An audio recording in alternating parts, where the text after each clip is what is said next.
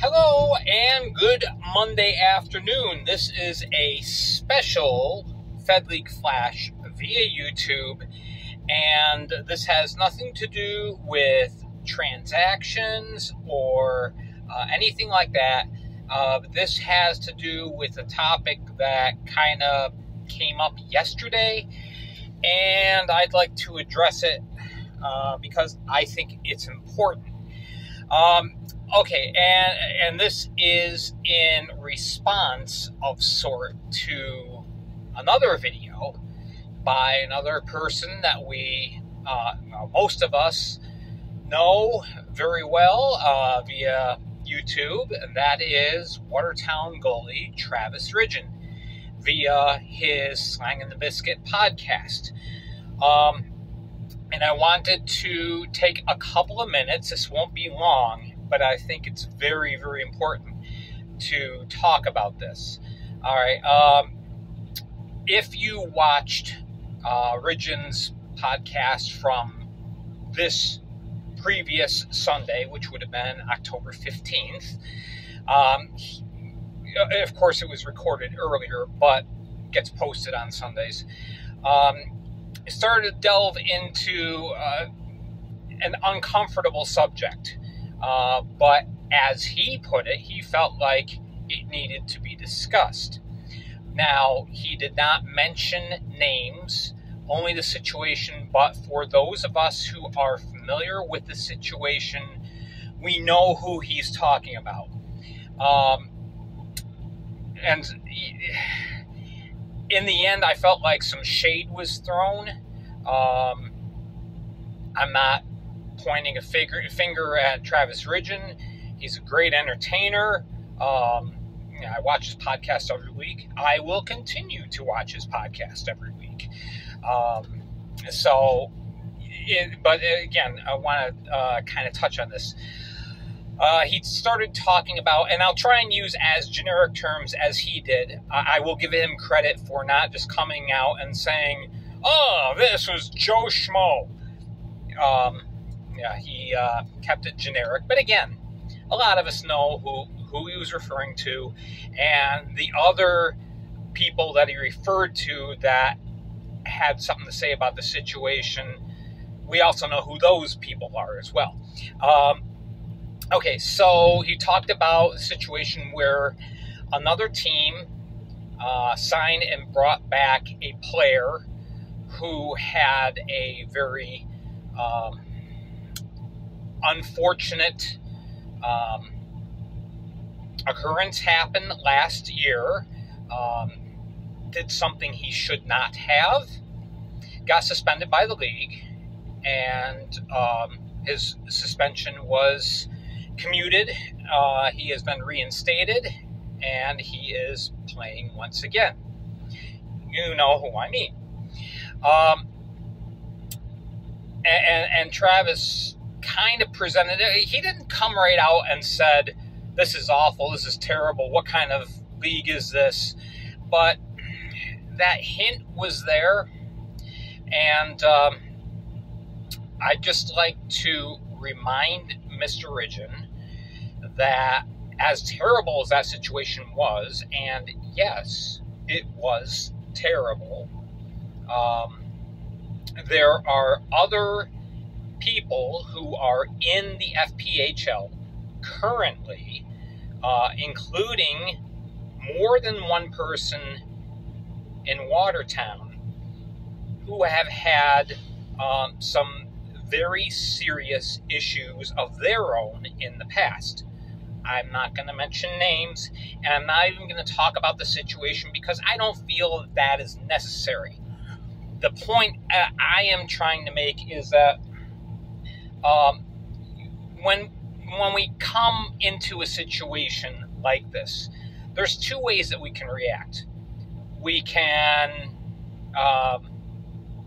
break out the proverbial ban hammer, or we can try and see if that person can be helped, whether it's from ourselves or from other channels, and give that person a second chance.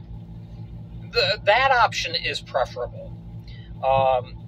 Yeah, grace and mercy go a long way, and none of us are perfect. All of us have done things in our lives that we are not proud of, that are regrettable. In some cases, could be criminal. But that's the point, is, those things are done, and they're part of our history. They're part of our legacy now. Well, does that define us? Is that the sole end-all and be-all as far as who Gary Ryan is? Because I'm just making something up. He shoplifted when he was 12 years old. Is that it? Is there no hope for me? Obviously, shoplifting is a petty crime, and compared to some of the other things that we're talking about, it's a different ball of wax. But my point is that, again, we've all done things, and we've all made mistakes.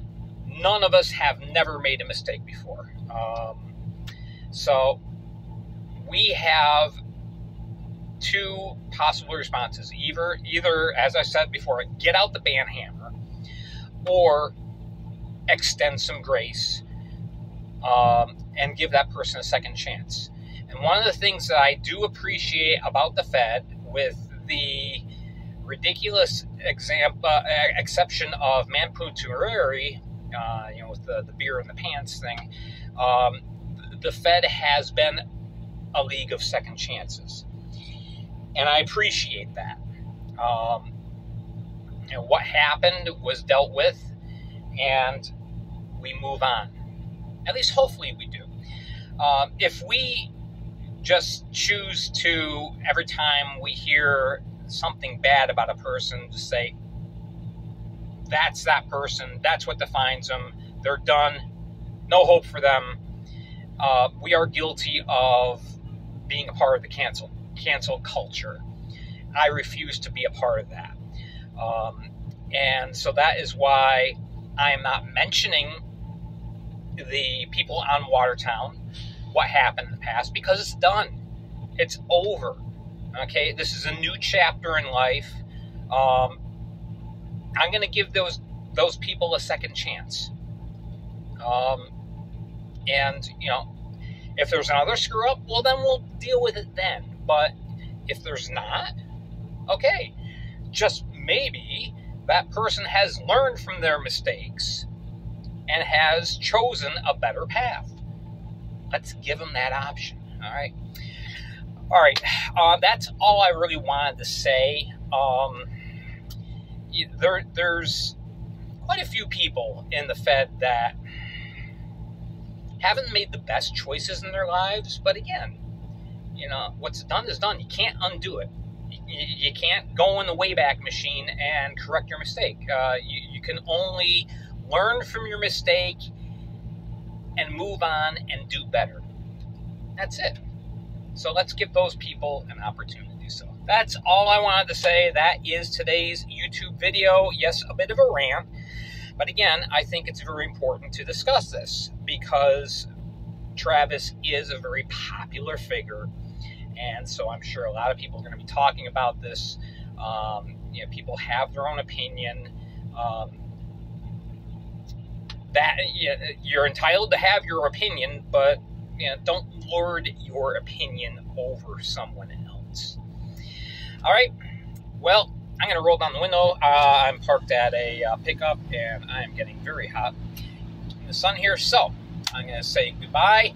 Later on today, we will have some news on transactions and what's